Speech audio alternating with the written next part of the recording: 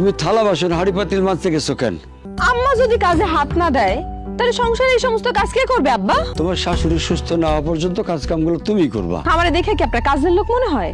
CC বৌমা, এটা তুমি কি করতেছো? তুমি এ বাড়ির বৌমা, আর বৌমারা শ্বশুর বাড়িতে কাজ টাজ করে, এটাই স্বাভাবিক। ধরো ব্যাগটা ধরো। আপনি আমার হাতে দেওয়া সাহস থেকে পান? কি মনে হয় আপনার এই শাক সবজি কাইটা মাছ মাংস কাইটা আমি মাটির চুলায় কালি মাইখা আমি আপনাদেরকে রান্না করে খাওয়াবো? সেই চিন্তা বাদ দেন। কি ব্যাপার রাইসা, এত চিৎকার চেঁচামেচি করে কথা বলতেছো কেন? আমার চিৎকার চেঁচামেচি তোমাদের কানে যায়, কিন্তু তোমরা সবাই মিলে যে আমার অত্যাচার করতেছো, মানসিক অত্যাচার, সেটা কিছু না, তাই না? আমি বুঝলাম না, সবকিছুর মধ্যে এত তাড়াতাড়ি করে কথা বলো কেন? একটু স্বাভাবিকভাবে কথা বলা যায় না? না যায় না। তোমার মা নাকি এখন অসুস্থ, এখন আমার এই মাছ মাংস কাইটা ধুইয়া তারপর মাটির চুলায় রান্না করা লাগবো। আচ্ছা, তুমি কি আমার এই তোমার বাড়ির চাকরানিগিরি করানোর জন্য বিয়ে করছো আমারে? আরে কি আশ্চর্য, তুমি চাকরানি হতে যাবা কেন? দেখো তুমি আমার বউ, তাছাড়া মা যে অসুস্থ সেটাও তো তোমাকে বুঝতে হবে, তাই না? শোনো সোহেল, আমারে যখন এই বাড়িতে বউ করে আনো নাই, তখন তোমার মা কখনো অসুস্থ হইতো না? নাকি আমারে দেখে তোমার মা এখন ঘন ঘন অসুস্থ হওয়ার নাটক করতেছে? আমি একটা কথা তোমার স্পষ্ট করে বলে দিচ্ছি, এই বাড়িতে আমি কোনো কাজ করতে পারবো না, আমি রান্না করতে পারবো না। দরকার হলে কাজের লোক রেখে তারপর কাজ করো। থাক বাবা, সিলেসিলি করিস না, আমি রান্না করতেছি। হ্যাঁ, তুমি রান্না করবা? এই ছোট অসুস্থের কাজ করে করে আরো বড় করে ফেলাইলা। এত বারণ করি তাও শুনো না তুমি। থামো তো তোমরা দুইজন, আর ভালো লাগে না। আর একটা কথা, বাপ মা মরা মাইয়া তো এই জন্য সবকিছু ঠিকঠাক মতো করে বোঝে না। সব ঠিক হয়ে যাবো, আমি বুঝাই দিই। তুই মাথা ঠান্ডা কর, যা ঘরে যা। বউ রাগ করছে, বউ রাগ ভাঙা। আমা, আমার পক্ষে সম্ভব না ওর রাগ ভাঙানো। আমার জীবনটা একদম শেষ করে দিছে। আমি কি, আমার লাইফটা একদম তছনছ হয়ে গেছে মা, আমি আর নিতে পারতেছি না। এটাই তো ওর কথা ছিল। তোরে কত করে নিষেধ করছিলাম, আমার নিষেধ শুনছিলি? আমার নিষেধ না শুনা এই আত্ম অহংকারী মায়ের তুই ভালোবাসা প্রেম করে পলায়া বিয়ে করে লইলি।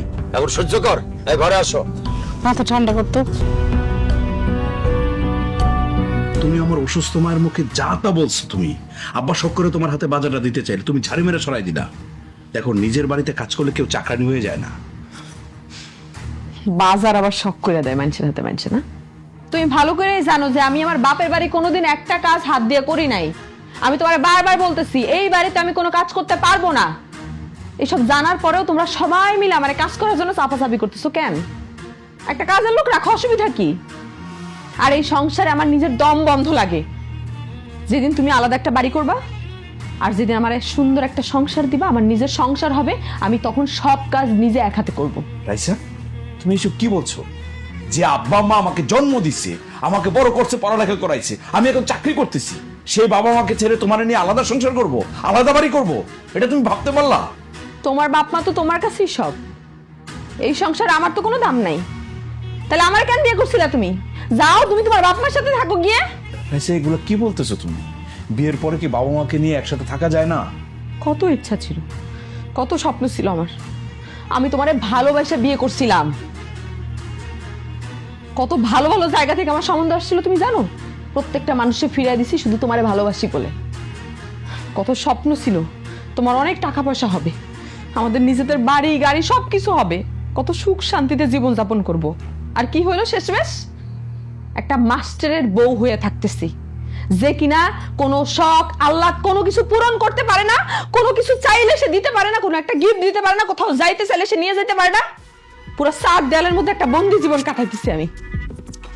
এক কাজ করো, তুমি একটা ছেলে খোঁজো যার অনেক টাকা আছে, গাড়ি আছে, বাড়ি আছে, এরকম একটা ছেলে খুঁজে বিয়ে করে ফেলো, তাহলে তো হইলো।